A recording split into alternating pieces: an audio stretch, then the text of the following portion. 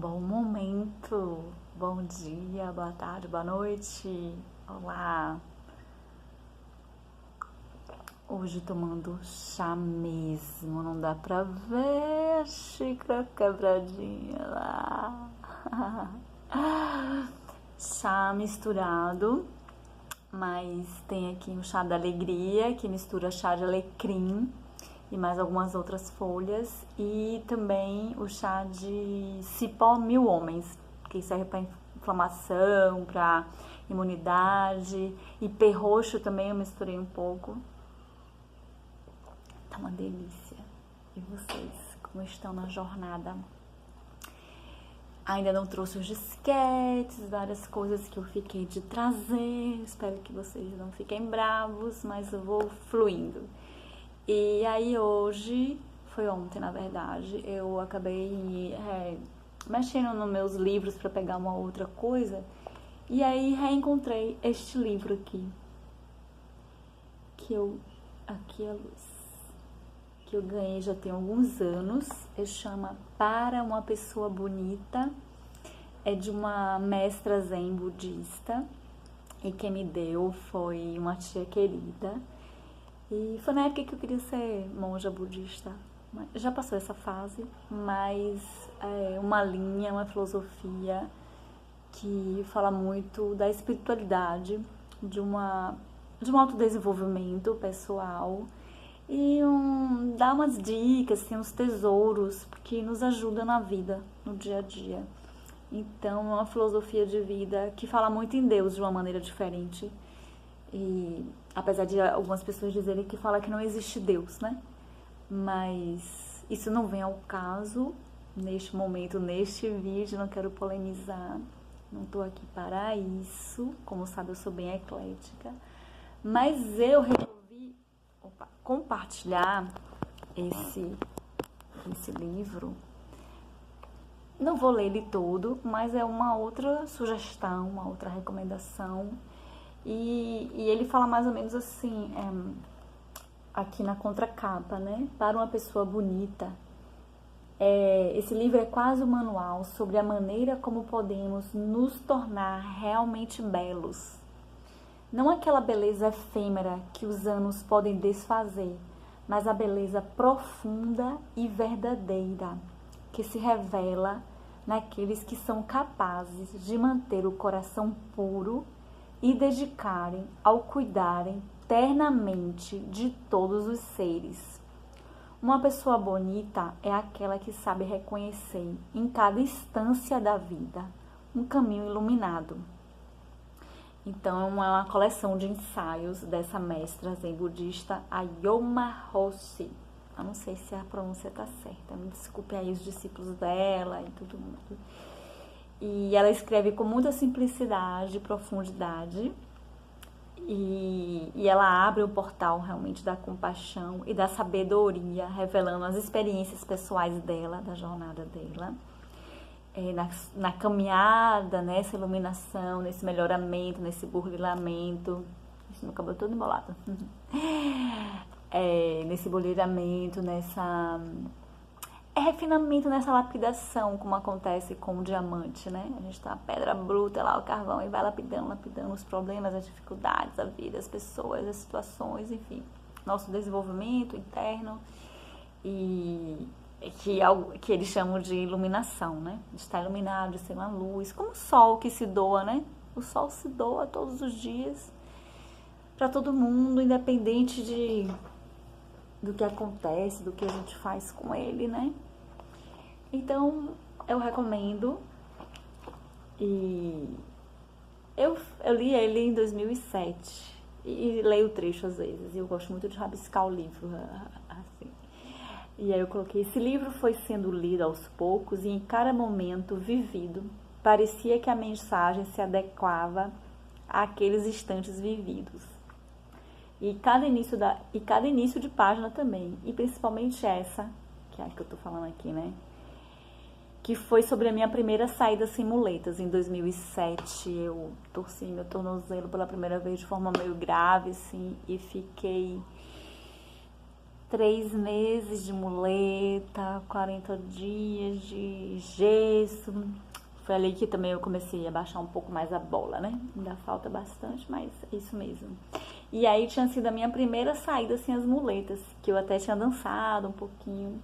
E aí eu dei glórias e graças ao Senhor Buda, ao Senhor Deus e ao universo e a todo mundo.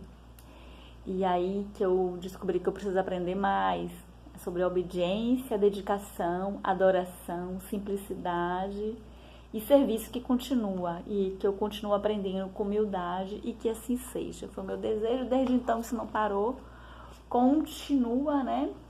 E aí eu coloquei assim, esse livro também ajuda a gente a aprender sobre simplicidade, perdão, compaixão, paz, placidez, alegria, equilíbrio, sabedoria, silêncio, harmonia, dentre outras coisas, sabe? E aí fala, nossa, o livro fala várias coisas. Eu tentei marcar aqui algumas coisas, eu marquei algumas, mas eu acho que não foram suficientes para eu conseguir fazer um resumo. Mas teve uma coisa até que eu separei aqui, que ela fala que uma conversa com a pessoa, né, pode ser como uma obra de arte. Pode ser como uma obra de arte. Que o silêncio também tem seu timbre. Viu? E que a montanha também tem sua voz. Eu postei alguns vídeos aí na Chapada Diamantina, na natureza. E que tem assim aquela magnitude, aquela montanha gigante que ela fala tão forte e de uma maneira tão intensa que só quem realmente sentiu alguma vez na vida assim aquele impacto de ouvir a montanha. Não sei o que vocês vão pensar sobre esse comentário, ouvir uma montanha. Parece uma coisa meio assim, né? Mas eu sei que algumas pessoas entendem o que eu estou dizendo e outras vão de entender e outras vão de pensar diferente, respeitar, enfim, que seja. Eu pensei em ler alguns trechinhos pequenininhos aqui. Não pode ficar muito grande, já está. E eu queria ler bem o início mesmo, assim. Ela fala assim: a água do rio flui sempre sem cessar. Flui rápida, não para um só instante, e se vai. Seu murmúrio evoca em mim o eco do tempo. A água do tempo brilha no leito do universo, sempre correndo, fluindo. Pedras, árvores, casas e cidades também fluem vagarosamente nessa correnteza. Assim como os pensamentos, as civilizações, nossas vidas e a vida de todos os seres. Tudo isso pode parecer imutável, mas na verdade essa ideia não passa de ilusão. Apenas nós, seres humanos, acreditamos erroneamente que tudo é imutável. Esforçamo-nos para não sermos levados pela correnteza e lamentamos por tudo que se vai. No entanto, mesmo sofrendo e desdobrando-nos para evitar, caindo 7 vezes e nos levantando 8, não há como parar o fluir, que envolve também nossa dor e nossa luta. Ao invés disso, é melhor ver as coisas como são e nos juntarmos a essa correnteza com suavidade. Apenas assim poderemos encontrar prazer na fugacidade das coisas, uma vez que é justamente essa fugacidade que tece as mais diversas figuras da tapeçaria da vida.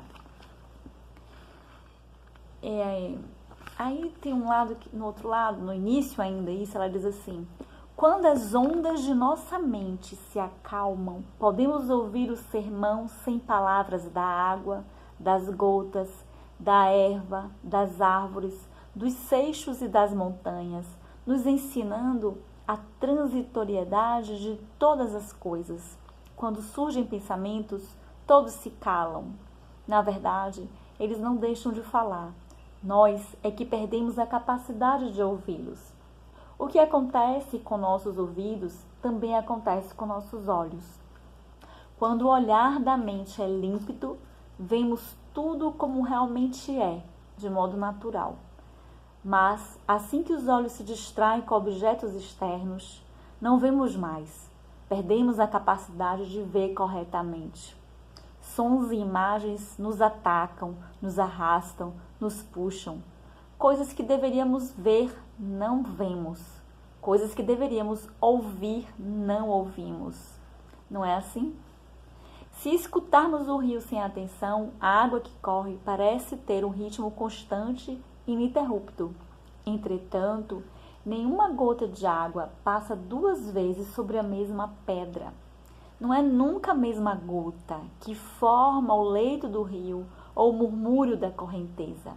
A imutabilidade é apenas uma ilusão dos olhos e dos ouvidos humanos. Uma vez que tenha passado, a água não corre nunca mais no mesmo ponto do rio. A vida humana não é diferente. Acreditar que ontem é igual a hoje é o resultado de nossa ignorância e insensibilidade. São nossas mentes e nossos olhos deludidos que veem o passado igual ao presente. Os olhos iluminados veem claramente a imagem das coisas em eterno movimento e reconhece que em um instante é diferente de qualquer outro. Por exemplo, hoje eu estou gravando esse vídeo, é terça-feira, uma terça-feira, que semana passada também foi terça. Mas essa terça não é igual à terça passada, que já passou, que já é outra, é uma terça-feira, dia da semana, no mês de maio que nós estamos. Mas não é a mesma terça. Outras coisas, outras energias, outras situações, eu já não sou a mesma da semana passada. Nem você, nem ninguém, então vamos só ouvir o que ela diz um pouquinho mais. Aí tem um capítulo que ela fala que é: quero me tornar uma pessoa bonita. Todos os dias, em todos os momentos, as pessoas caminham sem se dar conta de que revelam no rosto e no corpo tudo aquilo que já viveram. Esse desnudamento pode ser embaraçoso e até mesmo assustador. Que coisa terrível! De nosso nascimento, tudo o que pensamos e falamos, todas as nossas ações e intenções, tudo isso molda nosso corpo, nossa mente e nosso ser. Basta um simples olhar e toda a nossa caminhada, etapa por etapa, nitidamente se revela para aqueles que sabem ver.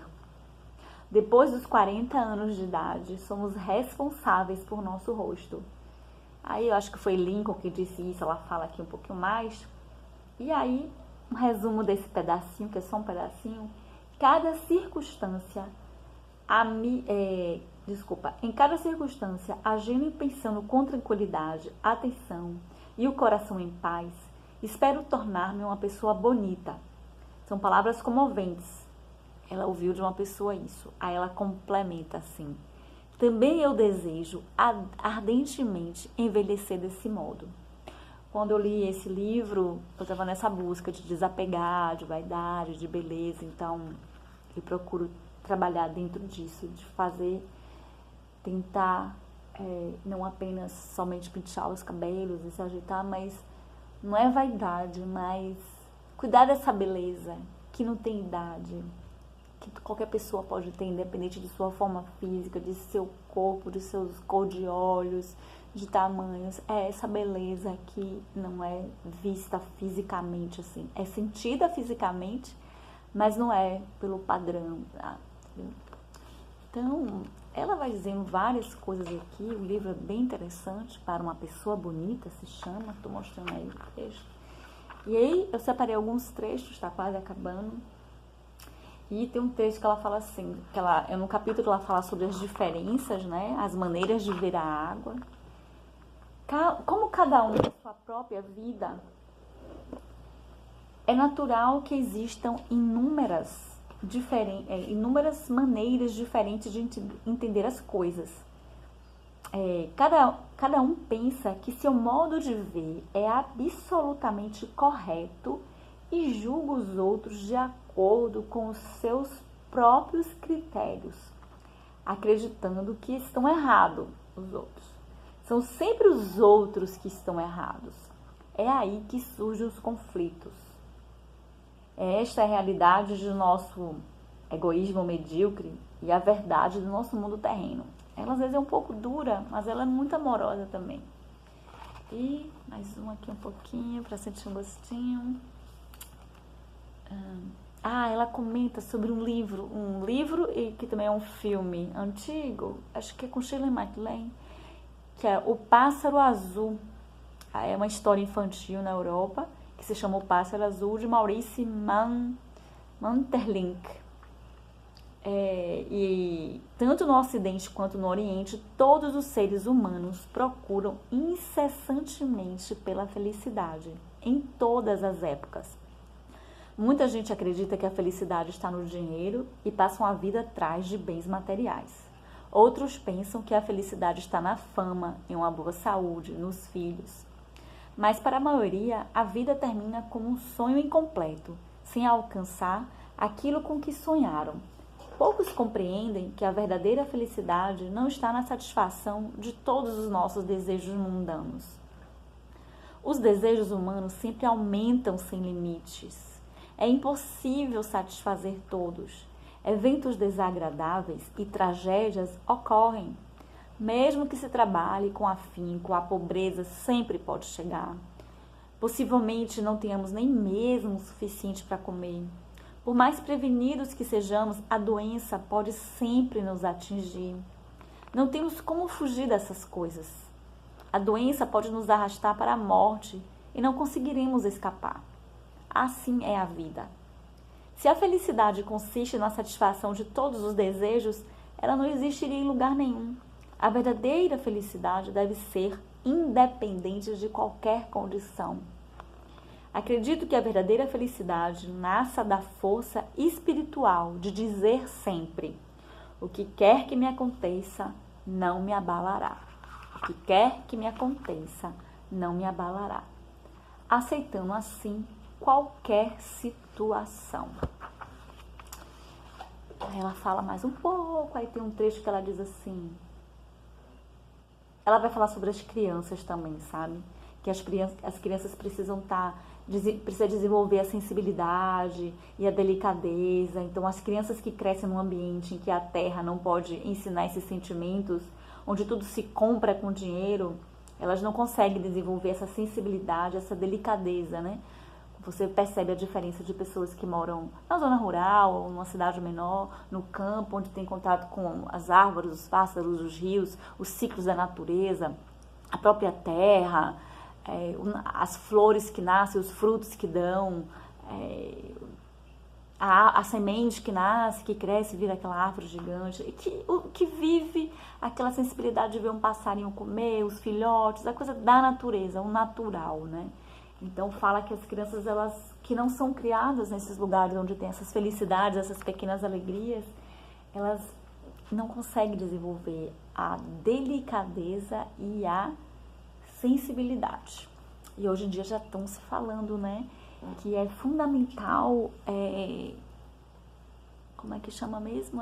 Banhos na natureza, banhos na floresta. Banhos de natureza, você ir para um parque, ficar perto de árvore, respirar ali, né? Tem várias pesquisas que falam, as crianças precisam tocar na terra. Não sei, o que vocês acham sobre isso? Perceba as crianças que... E os adultos também, né? Não vamos falar sobre isso, não. Vou ler mais um pouquinho, tá gostando? Ou não? Então, tchau. Quem quiser ficar mais um pouquinho. Ela ensina também como purificar o coração. Quer dizer, ela compartilha das experiências dela e ela escreve sobre isso, né? E aí, o que é a verdadeira beleza? Parece que o desejo de ficar bonita não tem idade, ou bonito, né? Não tem idade. Mas o que são os cosméticos? E o que é a verdadeira beleza? Um belo rosto é um dom de Deus. Enquanto a maquiagem que mescla superficialmente várias cores cria apenas uma beleza artificial. Tanto a beleza natural quanto a artificial se vão com a idade, com o tempo. Com a vida desregrada, perde-se ambas ainda mais rapidamente. A maquiagem pode ser removida ao se lavar o rosto. Creio então que a verdadeira beleza seja aquela que aumenta com a idade e que não se perde nem mesmo com o passar dos anos ou lavando o rosto diariamente. Mas qual o segredo? É purificar o coração. Ai, o que é puro? O que é pureza? Onde está o coração? O que significa essa frase? Purificar o coração. Ela vai falar um pouquinho sobre isso, né? Mas ela diz assim, que isso, purificar o coração, não pode ser feito apenas em 1 ou 2 dias. Não pode ser feito em 6 meses e nem mesmo em 1 ano. Enfim, ela vai dizer mais e aí ela diz que as tristezas, a lamentação, a alegria, a raiva, tudo isso deixou um sinal no nosso rosto, na nossa pele, todos os anos, né? Então vai esculpindo dia a dia todas essas qualidades, essas frequências, esses sentimentos, esses pensamentos, seja de alegria, de tristeza, de raiva, de ódio, de amor, de compaixão, tudo isso vai imprimindo na gente o nosso formato. Não quero explicar muito, eu quero só ler o que tá aqui. Você ficou ainda aí? Tá curtindo? Que bom, já tá acabando. E aí, aceitar tudo, seja o fracasso, seja o sucesso, seja a saúde, seja a doença. Aceitação, aceitação. Manter o coração alegre, rezar também, orar, seja lá. Pessoas que te inspirem também, a própria natureza, tantas coisas que podem ser. Aí tem um momento que ela fala assim, tocar o arco-íris com a ponta dos dedos. Cada passo é a própria destinação. E cuidado, porque a boa sorte pode nos embriagar. Somos responsáveis pelas nossas escolhas, nossas decisões, nossos sims e nossos nãos, aonde a gente diz sim, aonde a gente diz não, a quem, ao quê. Então, boa jornada.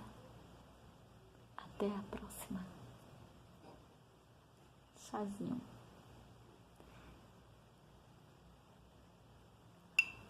Eu tenho sede de uma educação de qualidade. Educação espiritual, educação emocional, educação da alma, da mente.